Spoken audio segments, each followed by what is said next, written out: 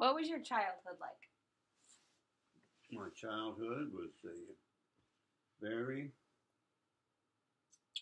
what you would call today's standard, very poor people. We came from Oklahoma to California in the Dust Bowl. Worked on farms or anything we can get. Pick anything, or grapes or fruit, anything we could get. And we lived in tents, tent city, and had lived on simple groceries, such as now is known as the delicacy.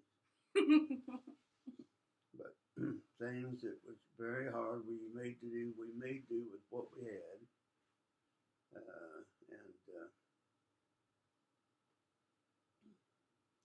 went to schools and with the other kids. And of course, the other kids we were noted as Okies. And they called us Okies because they didn't like us. And so that presented a lot of fights with me, even up into my older years, because I was very proud of my heritage. And that's about it, young lady. Talk about like the kind of food that you ate and stuff, and like your work and all that. We ate we ate what we had. If we were working in the potatoes, we'd always bring some potatoes home. If we were working in the grapes, we'd bring some grapes home. If we were working in produce or vegetables, we brought those home. And what we came up with that way is what we had. And we had, we bought, if we had our own cow, that would give us, out of that cow's milk, we got butter and buttermilk, and for our biscuits and our gravy, our milk that we drank, and then we raised chickens, and that was our main standby for meats. And I, being the oldest one, was elected to do all the slaughtering. And so we ate good. We had a lot of food. It wasn't what you would call today as delicacy, but we survived with a lot of pinto beans and potatoes. And we got out of the fields from where we worked. And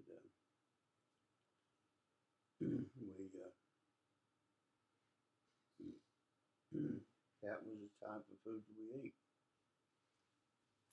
And how did you handle situations emotionally growing up? Like what? Like, how did you handle them? Well, you talked a little bit about fighting, but like when something made you really mad or really sad, what did you do? I lashed out. And you fight and stuff? Mm-hmm.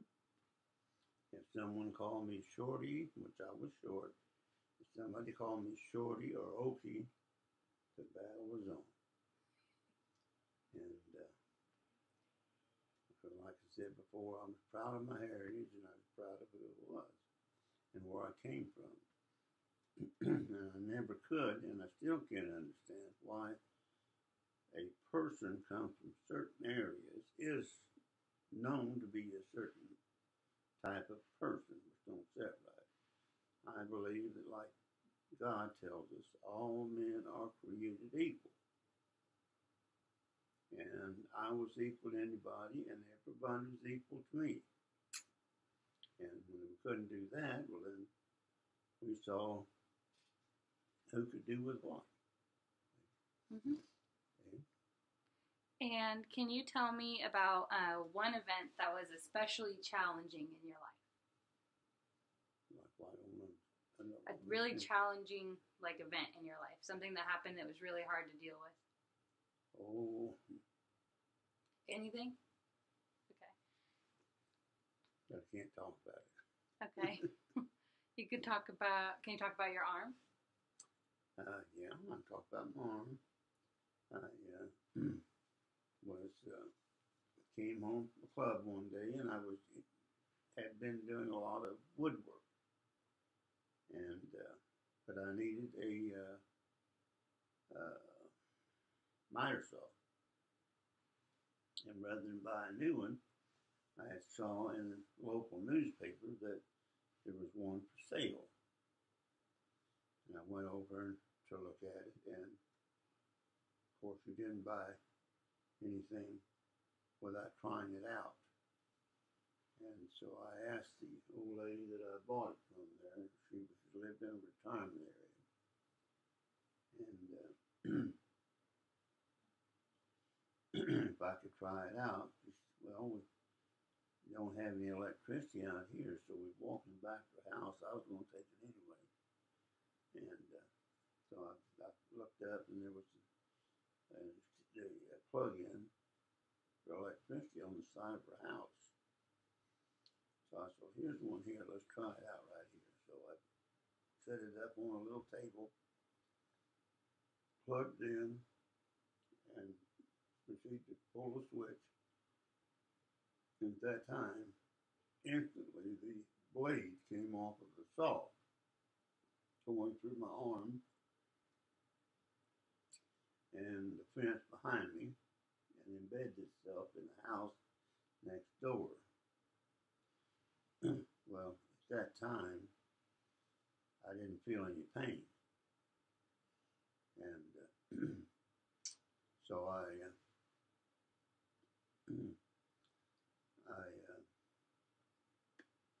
thought, well, maybe it was the old lady that got cut. And then, of course, she moved, and there was puddles of blood coming out of me, and I said, well, it's me someplace. So I was getting weak from the loss of blood, and her daughter had came up, and at that time had called the fire department. And you can't say enough about the fire department. They are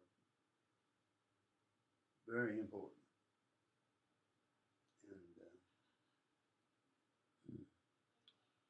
And she had called the fire department, like I said, and then when they came, there was a gentleman on the fire department that knew how to pinch off the artery to stop the blood.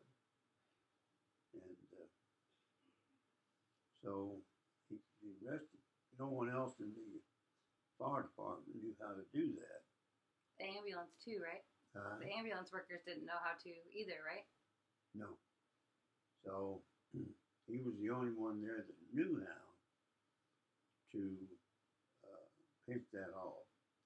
So it was his day off. So he said, "I'll come on. I'll take you to the hospital."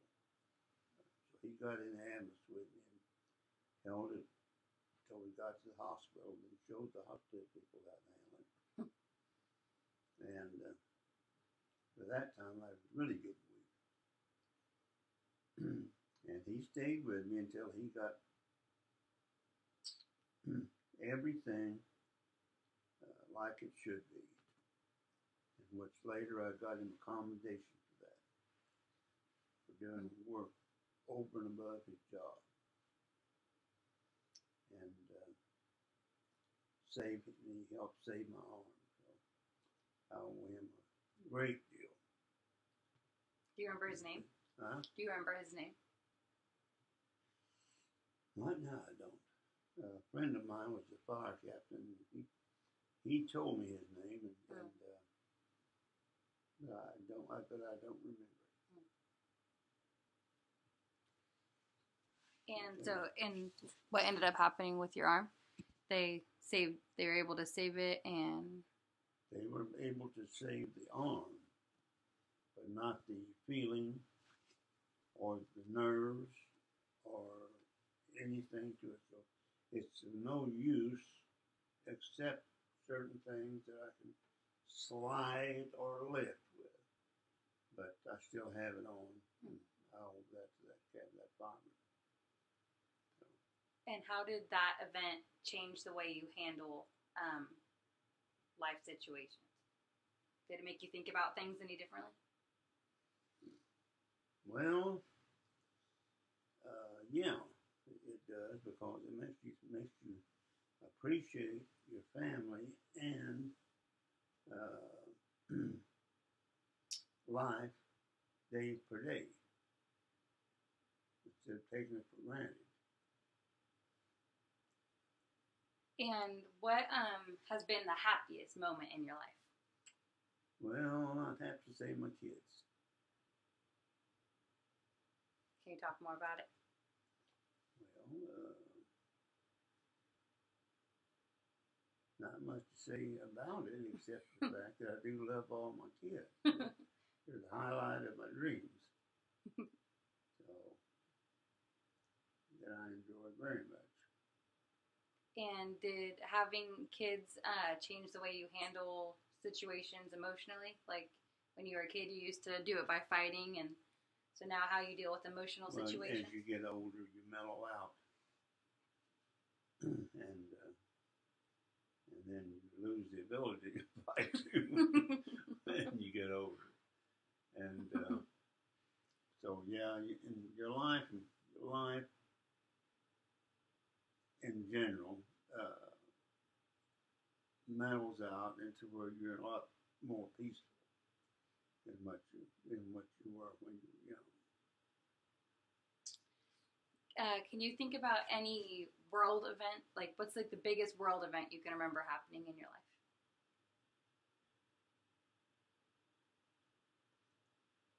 Well, there's been an awful lot of them, but offhand, I can't really say too much about any one thing. I've seen a lot of changes from very primitive automotive, airplanes, entire everything, and to Scout. so seen an awful lot of changes that way, and then the way life is in general has changed a great deal. So, but it's about the only thing I can think of. Was there any event that kind of changed the way you saw the world? Like Grandma talked about Kennedy's assassination and landing a man on the moon. Was there any event? That's in some of the stuff that I was talking about prior, about changes that we had seen. Earlier, we used to watch in our movies that we went to on weekends, Saturdays usually, and about space travel, Buck Rogers, and those type of people, and that was in the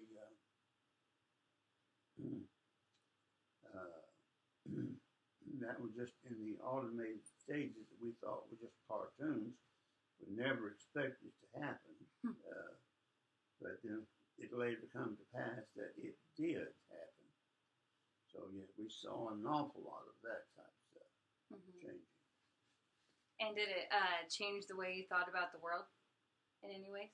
Well,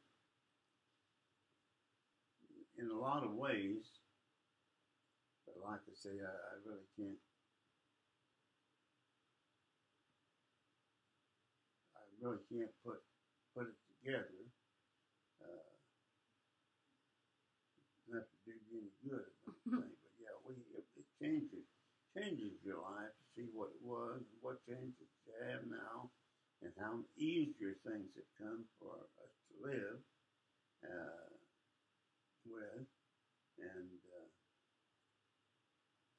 there's been a lot of good things that we've seen happen to the way we had to make a living, to eat, and occupations and stuff, and with the computer systems and a lot of stuff. Oh yeah, the computer system's a big one. Very big. Do you think the way of life for people today is easier or harder than it was 75 years ago? Well, it's easier. But when we had our lives prior, when we worked for maybe 50 cents an hour, 30 cents an hour wages, we lived a different way. Things didn't cost as much as they do now. For say, if you made $30 a week, which is highly good wages in those days, you lived within that. Things are a lot cheaper to buy. Like a loaf of bread would be a quarter, which is about $5 now, and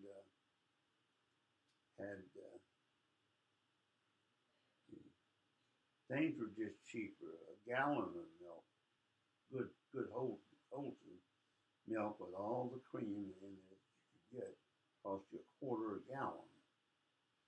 And nowadays it's $3 a gallon with what we used to call cow water. It's watered down.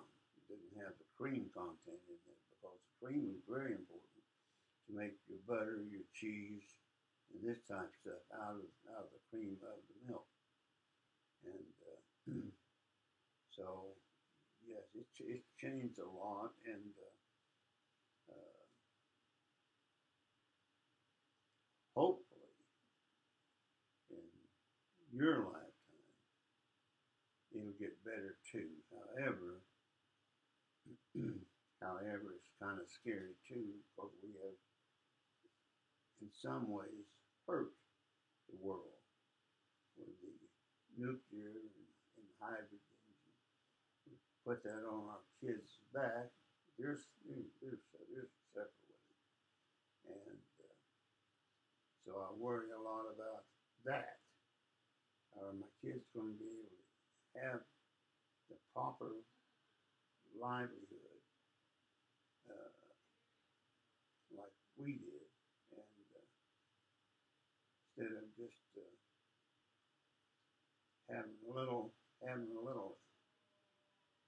bit of something, and then we had to used to in the olden days. If you wanted certain items during World War II, you had to use what was called a stamp to be able to buy it with. And no matter how much money you had, you could only buy so much of the item that was allocated to you. And so nowadays, you don't have to worry about that. Like certain items you wasn't allowed to have, like metals that they could use for bullets or to maintain into armored carriers or jeeps or airplanes. Those were all used in the military for military goods, and you wasn't allowed to have it. But anyway, I hope that helped you a little bit. It did. That's perfect. Thanks, Pop. You bet.